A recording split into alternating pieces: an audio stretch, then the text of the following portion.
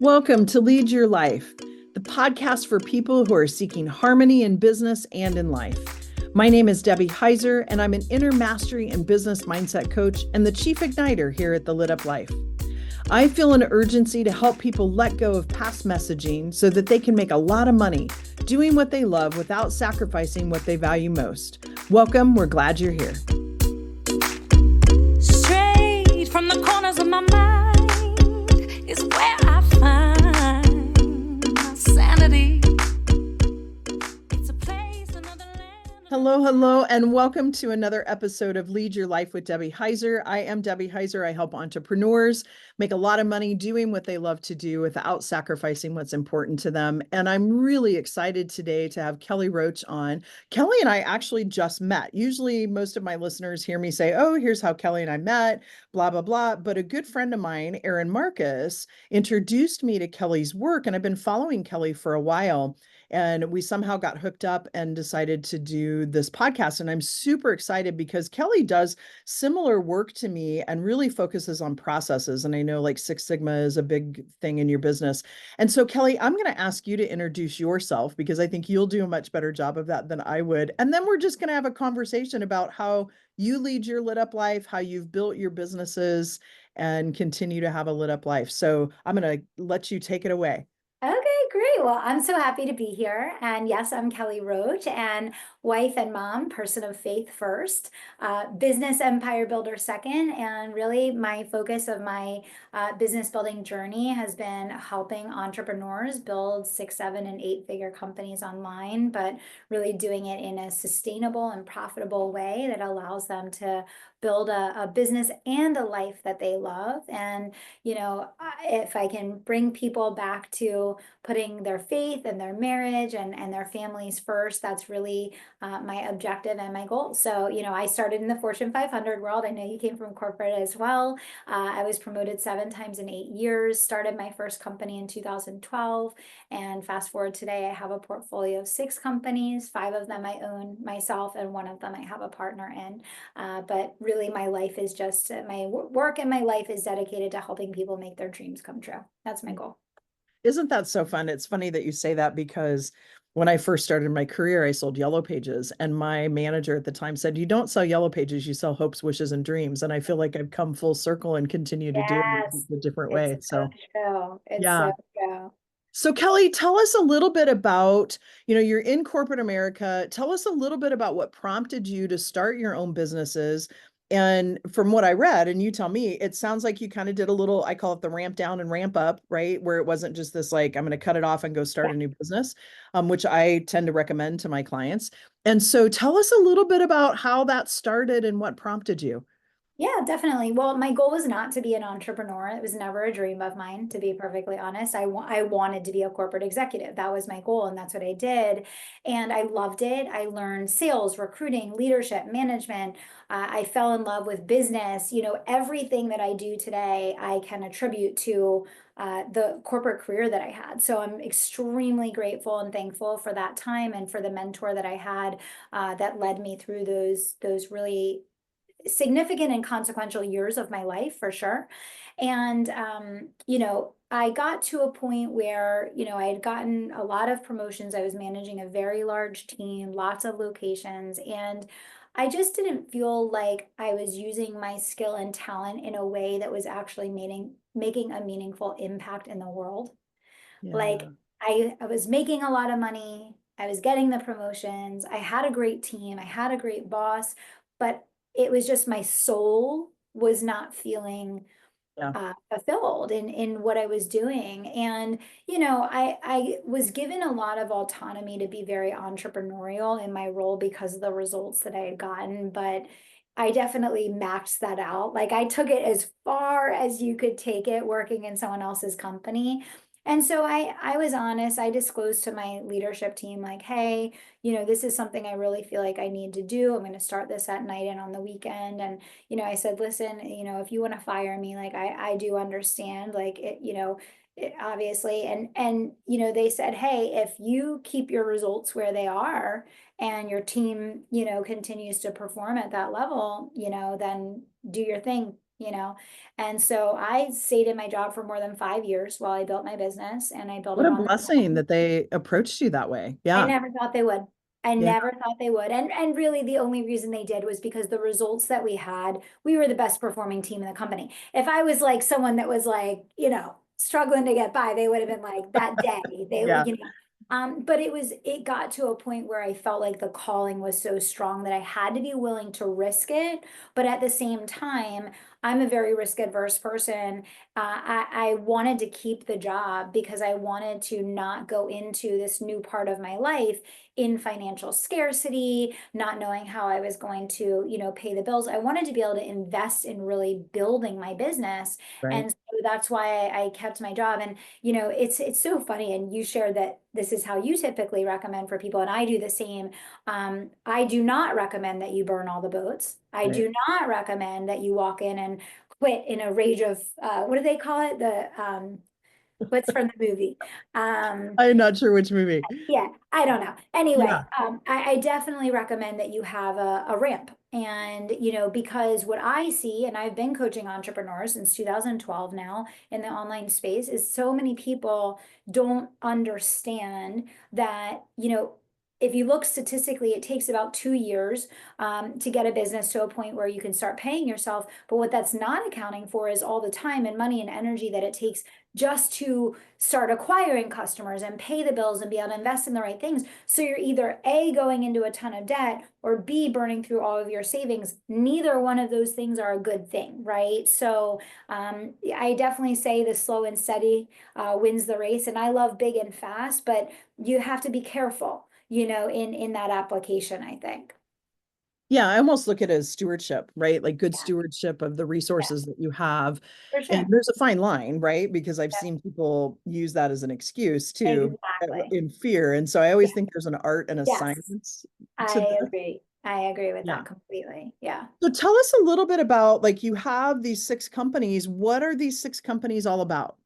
I know Yeah. it's a thread, but yeah. Yes, yeah, there definitely is. So, like, just going back to the beginning, so I started my first company in 2012. I still have that business today. It's called the Business Advisory. It was formerly Kelly Roach Coaching, but now I have leaders and a team of advisors and all of that. So, changed the name to be more reflective of, who the business is today. But, so I started that. I built that to 7 figures while I still had my job. And then when I became a full-time entrepreneur, I very quickly took that business to 8 figures. And I had to make a decision because I wanted to take the business to 9 figures. And uh, the work that we do in the business advisory is extremely custom. It's extremely hands-on. It is very detailed, very nuanced. And I just had to make a judgment call that if I kept trying to grow the business big and fast and scale it in alignment with how fast and big and the things that I like to do because I'm a builder, Yeah. it would have impacted the customer experience and the customer results. And for me, that's the most important part of business is the results that people get and the experience of the customer and all of those things. So I started kind of looking at the other gaps that were overlapping to our natural and organic growth path. And I really kind of scanned the landscape for the places. Those things happen. I have a Sorry, love-hate we relationship with might need a little technology. edit. I'm so sorry. And that just That's came from my okay. other No computer too. worries. Um, so I started scanning the landscape and just looking for those overlaps where one, it was a gap that we could fill in a meaningful way. Two, I did not see a solution in the market that I would be comfortable putting my name behind referring my customers to. And Mhm. three, that I had a desire to commit to fulfilling long term. And so from that, I built a marketing agency. I have a virtual business school. I have a networking company. I was initially an investor in it and then I acquired it. So all of the businesses, they support one another. It's like an Right. ecosystem, right? Our customer is the entrepreneur, right? And we serve the entrepreneur in a multitude of different ways. I don't recommend it, by the way. I did it because I did not want to deteriorate the customer experience and results in my core company. I, I knew it was going to be extremely challenging and I knew it would slow us down, and it did. But I felt like in integrity, it was the right decision to make. And Yeah. it was, and it was. But I want to be clear because people might see someone like me and say, oh, see, she has 6 companies. I don't need to focus. No, you do need to focus. I did not start building these other companies until after I was ready to slow the growth down. And that's what I want to remind people of. So if you want to grow faster, do not create competing focuses, because that will slow you down and it will make it harder. And the thing, honestly, that was so successful for us that got us to 8 figures was that really tight, really clear focus. Now, thankfully, I've had over 10 years of building my brand, building my ecosystem, creating trust in the market. So I'm in a position that I can more easily build multiple companies. But I always like to unpack that a little bit for people because they see that and you could get the wrong impression. You know what I mean? Yeah. Yeah, absolutely. And so you've built these companies, and I love too that they support, I was just at a chamber networking last night and had met an accountant and a tax strategist and all these people. And I'm like, I really want to know what you do, because similar to you, I have clients that need some of those services and I want to understand who they are. But Yeah, sometimes it's a little nerve-wracking recommending people because you're not 100% certain if you're not using them. So I yeah, love how you've built this to yeah, support the core business and what feels like your spiritual DNA of yeah, helping entrepreneurs. yeah.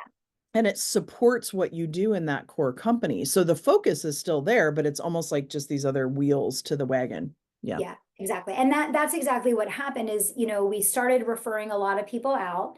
And Yeah. as your business grows and grows and you're referring more people and then they're maxing out this person and they're maxing out that person, you don't have as much quality control even now over what you're associating your name with when you're making referrals. And that became problematic. So I was like, okay, I can't be referring my customers to anyone that is not going to give exceptional, predictable quality service in every level. So that was another thing that came into play for us as well.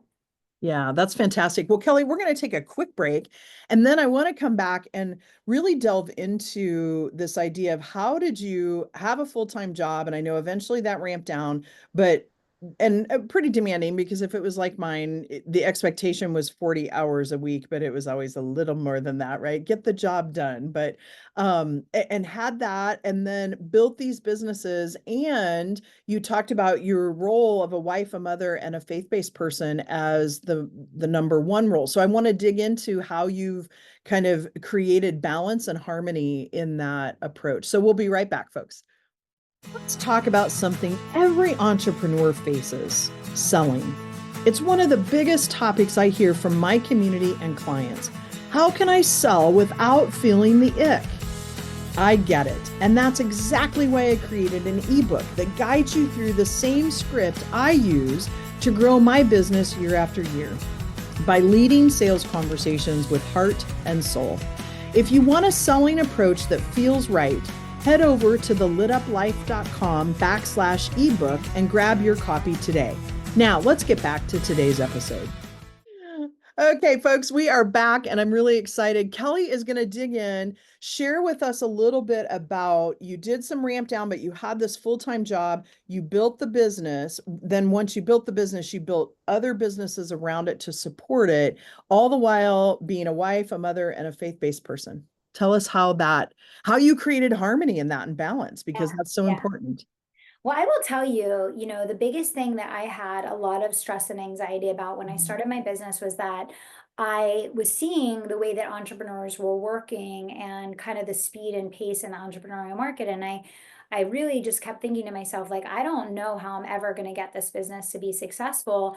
I'm working like 2 hours a day or 3 hours a day, like on my lunch break and a little bit before work. And then after I would get Madison down, to bed for the night and stuff like that. And I remember this turning point moment in my life happened where so I signed up for my first coaching program before I had my first client. Great decision, because I was like, I don't want to, I didn't have time to waste. I was like, I don't have time to waste. I need to learn from someone who has built a coaching company before. So Right. signed up for that, did that. And the first year I was kind of like, I was slow, I was just learning the online world and I was just getting going. So I signed up for a second year. And by the second year, my business starts just like explosive growth. And in my second year in the program, there were a lot of the same people that were in the program my first year in the program, but they were full-time entrepreneurs. And all of a sudden, I had this like moment of clarity where in that second year, I got on one of the coaching calls, and a lot of the same people that I had been with for now, this is the second year, they're in the same place, asking the same questions, not taking action, not getting results, stuck in the same place. And here my business is exploding. Now I'm only working on my lunch break and a little bit before work, a little bit afterwards. And I finally realized, and this is one of the most important distinctions of my life, that my business wasn't going to succeed based on how many hours I put into it. It was going to succeed based on what I did in the hours. Yeah. And I wish every entrepreneur could learn that today, because I see entrepreneurs burning themselves out 80 hours a week in avoidance of doing the things that they really need to do because they have whatever filters or they have whatever fears or whatever, and they could be working less than half of those hours if they just did the things that they actually needed to do. So you asked about the time thing. The greatest gift I ever got in entrepreneurship was recognizing that it didn't matter if I only had 2 hours a day. If I spent those 2 hours focused on doing sales and marketing and acquiring customers, I was going to make more progress in my business that day or that week than someone who is spending 80 hours a week. So that one distinction like completely changed everything for me. And the other thing is, I say this all the time, like you see people that have, a level of success and you're like, oh, well, they had this and they had that. I retired my husband. So I was like a year into the business, a year and a half, and I find out I'm pregnant with Madison. And it was right at the exact moment when my business is like taking off. And I'm like, okay, very cool. So we're doing this now. We're doing this in the mix. So I have the job, I have the business, now I'm pregnant. And I'm like, all right, we're rolling with it, right? But my husband and I, we've been together for 18 years. We had already decided that we were not going to be putting our children in daycare. We were not going to have babysitters. We were going to raise our kids ourselves. And so I knew I wanted to do my business long term for my life. So he was in a job he didn't like anyway, retired him, and had him home full time. That really made all the difference in the world for us, because now we have flexibility. Now we have a low stress home environment. Now we have that availability. And that played a major role. And people might be sitting here saying, well, I can't do that. No, you pay the price in life for whatever you want to do. I paid the price for that. That wasn't something that came to me that was just like an easy decision. Right. That was a hard decision with a big price tag that him and I made together because we knew it was the right thing for our family. But that absolutely has impacted the quality of our life, Madison's development, our marriage. I mean, I think so. Again, it's like decide what you want in life and then decide whether or not you're willing to pay the price tag for what you want in life. Right. Right. Right. And Um, Kelly, you bring up a really important component too, that like one of the things I focus on with entrepreneurs too is what's your environment look like? yeah. And if you're in a place where it's not supportive of what you Yep. feel like your calling is, that Yep. needs to shift. And sometimes Yep. those are hard choices and sometimes they're just awarenesses, but Yep. that is one thing. And the people in your life supporting you is important too, but there are other factors that, the universal law of sacrifice, sometimes we have to let go of something to move Yep. forward.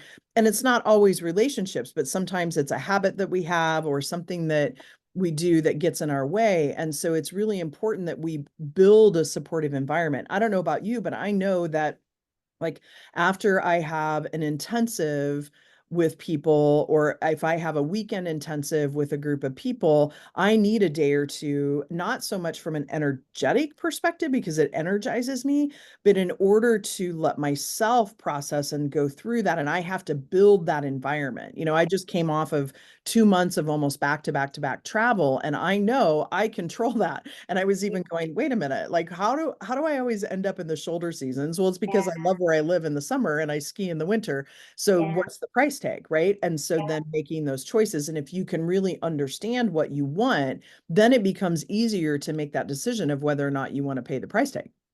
That's exactly right. That's Yeah. exactly right. And I do think women in particular don't they don't ask for enough help, they don't pay for enough help, and they don't use the help that they already have. That So could be true. the whole podcast, like right there, Right. because you have to be a visionary leader in your own life. And you have to be able to see what you want, go for what you want, and arrange the chessboard to make it match. And so, you know, for me to be able to prioritize all my time, all my energy on either I'm working or I'm focused on my family so that my marriage doesn't suffer, so that my relationship with my daughter doesn't suffer. That means if it's not one of those two things, I'm not doing it. And that would include cooking, cleaning, running errands, doing laundry, doing dry cleaning, doing anything other than I'm providing for my family and I'm focusing on the two most important people where I'm completely irreplaceable, my husband and my daughter, that's it. And I think having clarity on that is really, really important because I think a lot of women are still like doing it all and being it all in 100 different ways. And it doesn't work. It's not sustainable, right? Yeah. And Kelly, I love that you're talking about that too, because you know, one of the things it's also a ramp up, meaning if right now you're in a position, if you're listening to this and you're in a position where you're like, well, I can't hire a chef to come in, I can't hire this, it's all that I can't. But you know, like one of the things I have a house cleaner and she is part of my team and she knows she's a part of my team and she feels really grateful to be a part of the team, right? Because she frees up some of my time to be able to do what I do best. Then, you know, if somebody says, hey, I can't afford that, well, just try it because I'm here to tell you, you will do whatever it takes to pay that person for the month. Oh yeah. Oh yeah, Yeah, absolutely. Once you experience that, you'll be like, I'll eat ramen, but I'm not losing the exactly. cleaning lady. Exactly. Like and that's the thing. And you know, but the other thing is when you buy back your time, you can then do more of the activities that make you money. And I think that's the part of the equation that people miss so often is like, you're not just spending money, you're buying back your time. And when you buy back your time, you can go out and use it in other more meaningful ways that actually put money back in your pocket. So it's an investment. It's not an Absolutely. Absolutely. And I would say too, just some hacks that, you know, I've recommended to other people too, is if you want to have somebody cook your meals, but you feel like right now that's not something you're willing to pay the price tag. There are plenty of things out there in the store that have 2 steaks and some broccoli and whatever, and it's all ready to go. All you have to do is set it in the, you know, you can use Chat GPT to say, create a 5-day meal plan with whatever, right? So there are things out there that you can do to buy back some time, but it is an investment. And sometimes it's about faith in the fact that invest that so that you free up the time where then you're out making more money than what you're paying for that, right? And I think it's so counterintuitive to Yeah, what we're taught. yeah, Yeah. 100%. Yeah. Yeah. So we could have probably a 3 hour Yes, I would. podcast to go into all of the things. And, you know, because we just touched on some of the things about even what we're taught as women and, you know, asking for what we want. I always go back to Willy Wonka and the Chocolate Factory. It's depicted, here's a girl that says what she wants and she's depicted as a snot and a brat, and she blows up into this big blueberry, right? So there's so many just subliminal things, but you know, like all good things, this podcast comes to an end, but we might have to get back on and have some additional conversation. But I want to kind of close up. If you could give 3 pieces of advice, like you've already given some great ones in here, but 3 pieces of advice to entrepreneurs to help them move the needle, whether that be financially or with them having a mindset around time, any of those things, what would be those 3 things? Yeah. Well, I would say the first thing is that most business problems can be solved by spending the first hour of your workday doing money-making activities. Yeah. That would be the first thing. The second thing would be that the team is behind the dream. No one can do it alone. It doesn't matter how many hours you attempt to work in a day, it'll never be enough. And so the sooner that you start looking at how you're going to get to your goals and how you're going to achieve your dreams through the lens of who, not how, and what is the dream team I need to assemble to make it happen, now you're putting yourself in a position to realistically, you know, step into that. And then the third one is every day is a new opportunity, right? And I think for so many people, you get caught in the story of like, what happened this year? What happened last month? This happened, so I can't do this, right? Every day is a new opportunity. And if you wake up in the morning and you're still carrying the baggage from yesterday, then you can't be as productive and as powerful as you could be today. So treating every day like a clean slate, taking the learnings from yesterday, leaving the things behind that no longer belong, that is how you are going to capitalize on using your gifts in the most meaningful way. Yeah, that's fantastic, Kelly. Thank you so much for that. And so For my sure. final two questions that I ask everyone is, if you could recommend a book, what book would you say has been really impactful in your life? Well, just going with the theme of the conversation today, I mean, there's so many because I read Mhm. almost a book a week, but I would say going with the theme of our conversation today, who, not how, Mm, because that is very, very supplemental to, the conversation that we're having here. perfect. Well, thank you. And then if we were to go on to whatever platform you listen to music on, what would be your most played song? Probably No Destination by my husband on Spotify, Nice. Billy Roach, because I use that at the beginning of my Kairos sessions every week. So I love his music and he Nice. inspires Yeah, me thank every day. you. Yeah. Yeah, so head out to Spotify and look that up, folks. So, and Kelly, if someone wanted to learn more about you, potentially look at working with you, where would you send them? And we'll put that in the show Ah, notes. I mean, I would definitely just start with the podcast. It's free. Most of the episodes are like 20 minutes. You come in, you get inspired, you get some action to take right away, you leave better. That's a great place to start. And then, obviously, if you want to go down the rabbit hole, all things Kelly Roach, you can find me on social, send me a message, but start with the Kelly Roach Show. And I think that'll give you immediate value that you can take action on. Fantastic. Well, Kelly, thank you so much for your time today. And thank you for your inspiration and just sharing with us a little bit about your life. And with that, folks, it's a wrap. Have a fantastic week, and we'll see you next week. That's a wrap for this conversation. I'm so glad you've joined us. Remember to subscribe to the podcast so you can catch all of our future episodes, and visit us at thelituplife.com for details on how you can become part of the Lit Up Life community. A quick shout out to my friend Jackie Wilson and her friends, the creators of our amazing theme music. Thanks so much for allowing us to share this perfect song with our listeners. Looking forward to having you listen in to our next episode.